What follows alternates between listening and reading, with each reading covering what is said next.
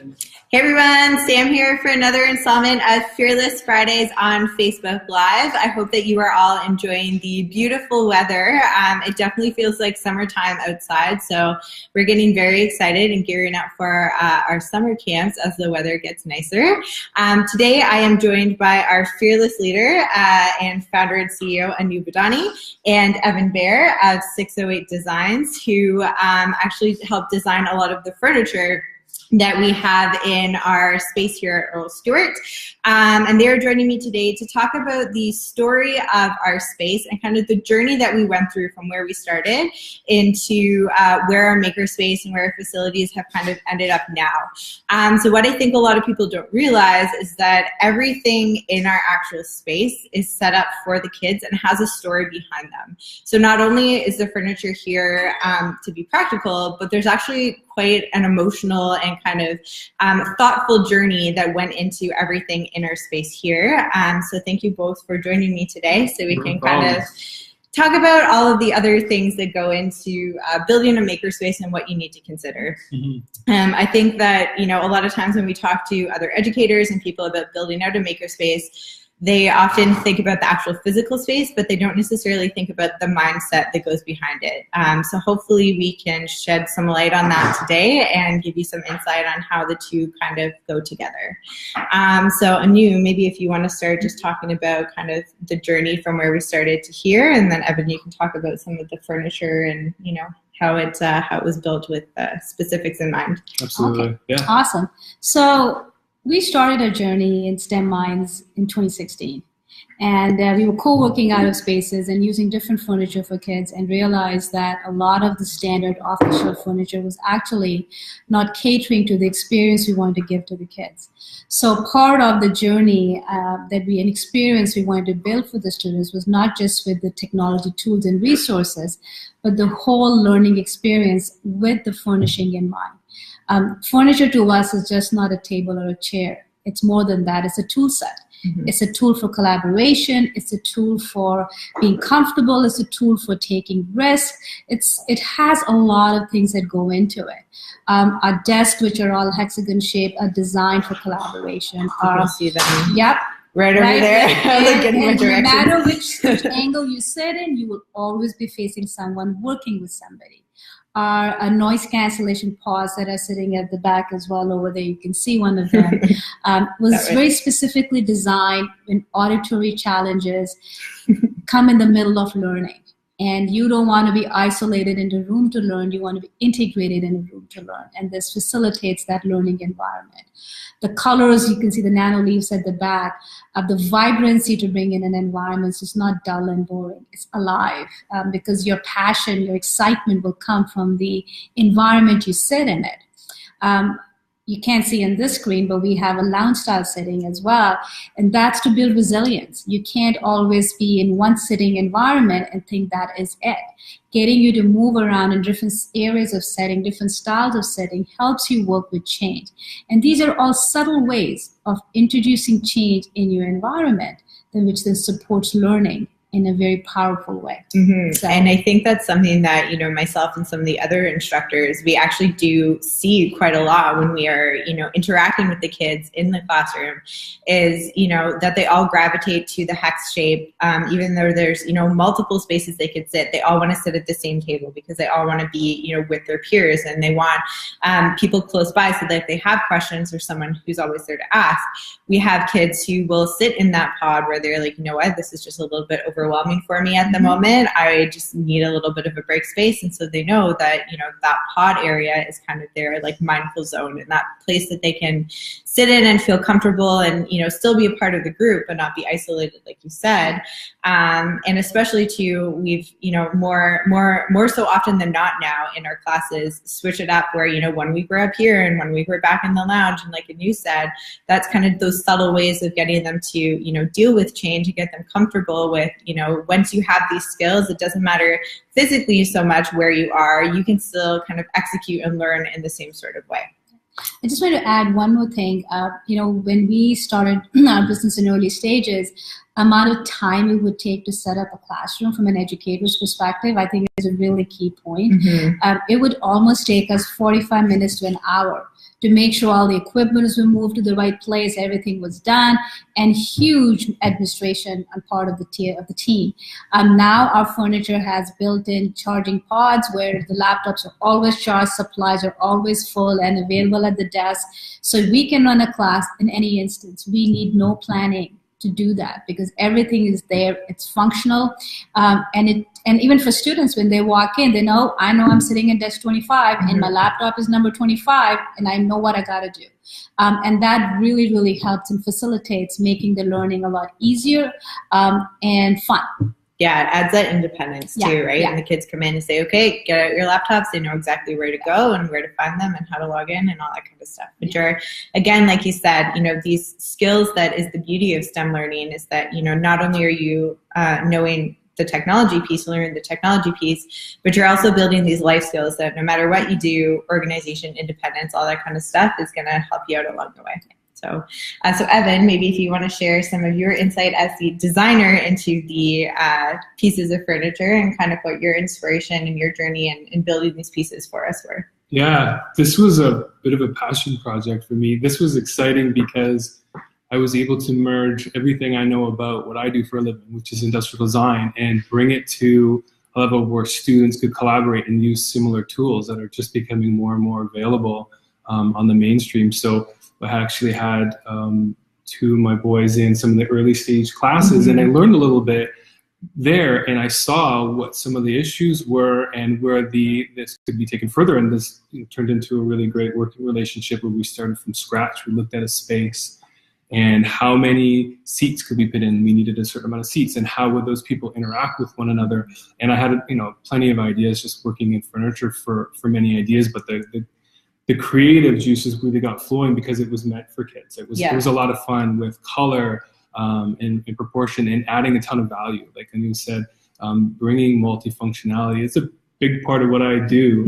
I wouldn't call that a sustainable effort, but I would call that something like very mindful design, where you're going to add as much value to a piece as possible. And this project was perfect for that because we had a certain size space, and we wanted to do a lot with a certain amount. So the hex tables, for example, was probably the first thing that I started to design, and it made perfect sense. And in doing some research into other manufacturers in other workspaces, makerspaces, I mean, this is not an uncommon shape, but the way that we created it, the way that we integrated the laptops as part of a process to reduce charging on carts, for example, putting everything in one place, the Arduino boards, setting up keyboard trays at a certain height, just looking at the students and how they were working and all the tools that they could have around them, how we could fit that in that space and make Anu's life easier and his staff's as well, to create, again, as much value as we can in this small space.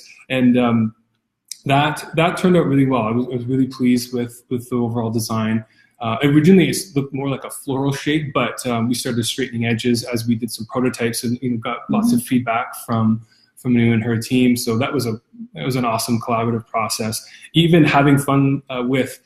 Typically, I would design something from scratch for a manufacturer. So it's always what's a new trend, or here's a need that I have. And this was the same with this project. But example, at the very front of the space, we needed to create a place for the reception. But as we started experimenting with keeping costs within reason and looking at fun with storage, we ended up working together, and I came up with this design, which was an IKEA hack. I don't know if that's right or wrong, but it was a perfect fit. So there's a desk at the front, but in front of that is a modular storage space, and that's where the kids show off all their projects. And that became another part of the story, and then something that we learned through using the space and just through going through this process. So that was a lot of fun. The lounge seating, that's a big part of what I do.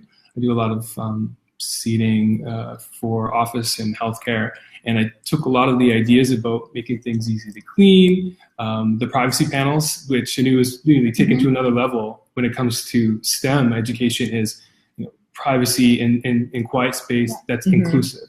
And I'm learning a lot from that too. And I think there's a lot of opportunities for manufacturers and for new ideas as tools in this realm. So that not just a piece of furniture there you sit in, or you can carve out space, but now it serves an even greater purpose, which been great.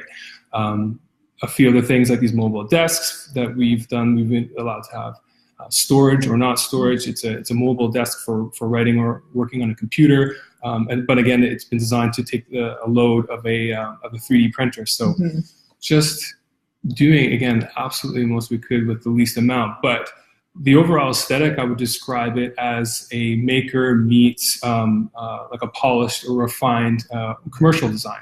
So you've got exposed acorn nuts or rough edges. I mean, not sharp edges, obviously. Yes. But safe edges. But we have a nice proportion and color that flows throughout the space. And what it comes down to, and further input we've had from other people coming through the space, is that it's very reasonable in terms of the materials and the costs associated with this, because you're using materials at their core and you're creating geometry that works ergonomically, and we've left out a lot of the frills that are unneeded. So that is a general note. I mean, I could probably talk more about it, but those are a couple of the key elements. And again, probably first and foremost was fun, just working with you guys and going through this process, and and looking to continue to refine and add more over time. And I think that kind of creative piece and those, those shapes and colors and things that you incorporated into the design, Evan, are the things that resonate a lot with the kids too. And when we, as you both have said, when we wanted to make this space, we really did want to build it with the kids in mind. And often when we have kids who were in our previous spaces who are now coming to our new space, and I'll ask them, what do you think? And they're like, this place is awesome, like so much cooler than the other space. And they can feel that it's a space that, was built for them. And was made for them. They feel comfortable within the first 5 minutes. They're like going at things and touching things, being like, what's this? Let me try out this couch. Let me try out that, which is great. And that's kind of what you want in a makerspace, is you want people to come, you want them to collaborate and feel like they belong here. So it's been awesome. I know, me personally, also in design, taking inspiration from Evan's hex tables and basically just being like, hexagons are our new favorite shapes. You want to use them in everything, right? Everything is a hexagon now. And so this kind of constant learning process, I think, is also a really good story for the kids, but also educators as well. So a lot of times when we do our professional development, we'll have teachers and teacher librarians coming in here who are looking to kind of build their own maker spaces in their schools. And, what we've kind of done as a team is pretty inspirational to them, is the kind of the feedback that we've gotten, that it doesn't have to be this crazy process. It's you taking a look at what you need and where the need of the kids are, and basically building from there. That's exactly what it is. Could I say a couple things about the interior space? Yeah, please do. So primarily I do industrial design, which is always product centric, but this was one of the first projects that I did some interior design on and spatial layout, which was cool. We kept the overall paint scheme, the walls really muted, really simple.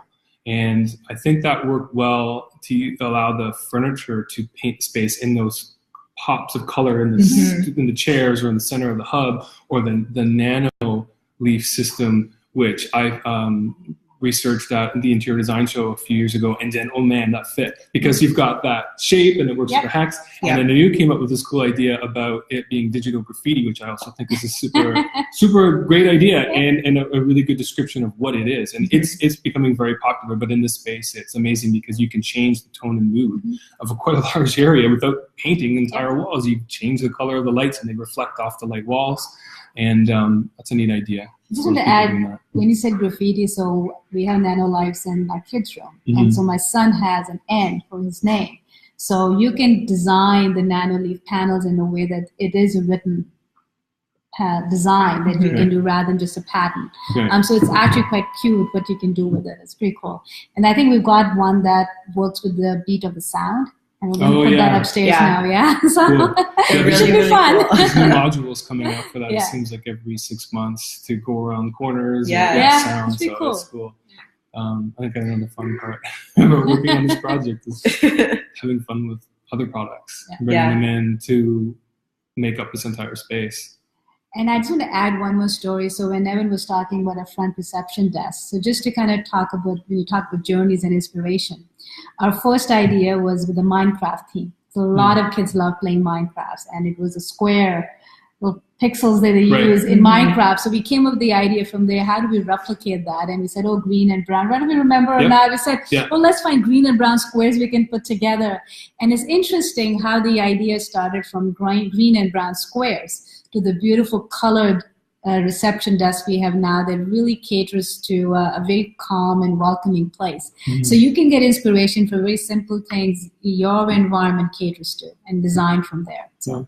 One of the other neat things about design now too, and I think from past decades, it's always been about the sky's the limit. You know, do whatever you can, make things beautiful. But I think working within certain construct is better from a sustainable or resilient style thinking, where in this case, we worked with an overall budget and we looked at the different colors and we shaped the different pieces and chose different elements based on what we could find. So we didn't let that limit the creativity, but I think it made the project a bit more difficult. But in the end, taking that time to find these orange chairs that matched with the laminate and the orange in the middle of the hex tables and the orange and blue tones of the boxes that were from IKEA. So that was a bit of a process to find it, but it definitely all works really well together. Yeah, and I think that's how you actually, in the end, you actually end up being more creative when you're working within those constraints. And that's something that we do a lot, even in our programs when we're doing STEM challenges and kind of, maker challenges and things like that. We'll give kids like 10 popsicle sticks through elastics and,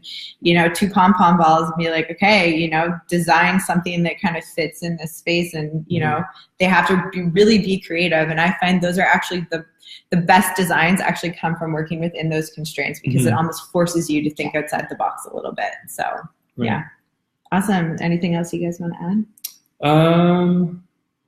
I hope one day that I can come and use some of the equipment more than I'm using. And do some cool stuff, because they've got everything here, laser cutters and carvers and things. But I would just add that this was, we hope to do more. We're going to talk more, and I'm going to shoot some other video about space, but that's something else entirely. But it's just been a pleasure working with you guys. And if anybody has any comments or questions and they come through STEM Minds, and they can forward them to me. Absolutely. But I have to say, you actually really made this place come live. Oh, thanks. From a concept where I had no idea how this would translate into taking that risk, you really minimized that risk. And at the end, we got an amazing tool set. I don't even call it furniture. Tool set to work with. That's what it is. Right. It facilitates learning in our place in a very powerful way. So thank you for that, because we would not have been able to do this. I don't know how you do it.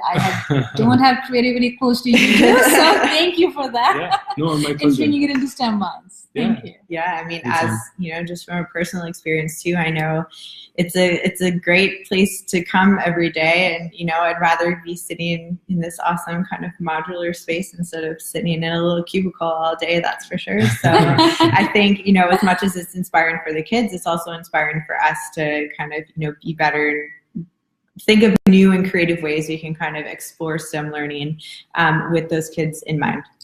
And so what we'll do is I will actually post in the comments, once we kind of go offline here, some links to our website that have a little bit more information about our space. Our space is actually available for rental as well. So if anyone's looking to do like events or anything, we have a upstairs private area and kind of cool stuff going on in here. As Evan said, we will be kind of shooting more videos and things like that talk a little bit more in depth about the story. So keep an eye out for our YouTube and Facebook page on there. But otherwise, thank you for those of you who joined. I saw your little eyeball things pop up there throughout the 20 minutes.